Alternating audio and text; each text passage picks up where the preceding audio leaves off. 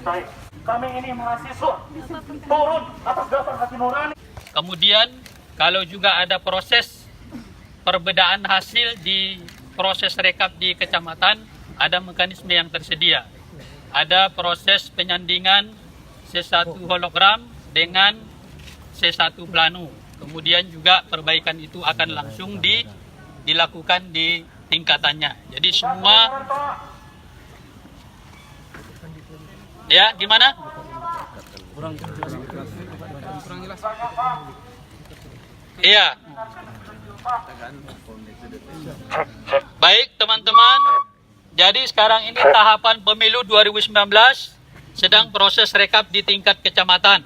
Pelaksanaannya sampai tanggal 4 Mei 2019. Kalau misalnya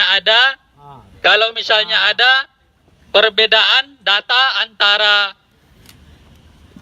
KPU atau dalam hal ini hasil penghitungan suara di TPS dengan salinan yang dimiliki oleh pengawas, kemudian juga dengan salinan yang dimiliki oleh saksi, kita bisa merujuk ke C1 plano. Jadi kalau misalnya ada perbedaan itu langsung diperbaiki dengan merujuk ke C1 plano tingkat kecamatan. Demikian informasi yang dapat kami sampaikan. Terima kasih. Assalamualaikum warahmatullahi wabarakatuh. Waalaikumsalam warahmatullahi wabarakatuh. Yang tidak sesuai prosedur itu kan bisa dilaporkan oleh teman-teman. Ada pengawas di tingkat TPS. Di TPS itu ada pengawas. Ketika misalnya KPPS menjalankan tugas. Ya, Pak, mohon maaf Pak. Ya, hari ini kita hadir Pak menilai bahwasannya banyak kecurangan itu terjadi. Ya, hidup mahasiswa. Hidup mahasiswa. Ini bukan masalah lapor-melapor Pak, tapi sistemnya yang menyebabkan kebolongan-kebolongan itu bisa terjadi Pak. Informasi yang kami sampai ke kami tidak sah.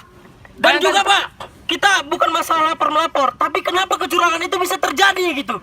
Ini artinya ada sistem yang tidak baik yang diselenggarakan oleh KPU. Hingga di Sumatera Barat itu ada seratusan yang akan dilakukan pemungutan suara ulang. Dan kami ingin Bapak mengakui bahwasannya sistem ini belum baik Pak. Demikian rupa. Kalau misalnya PSU itu kan karena ada kekeliruan. Dan itu jumlahnya 101 TPS. Kalau misalnya ada kecurangan, belum ada putusan hari ini yang menyebutkan ada kecurangan di Sumatera Barat. Ya, jadi itu Belum ada keputusan. TPS-nya Itu ada kekeliruan. Kekeliruan yang seperti Iya. apa Pak? Ada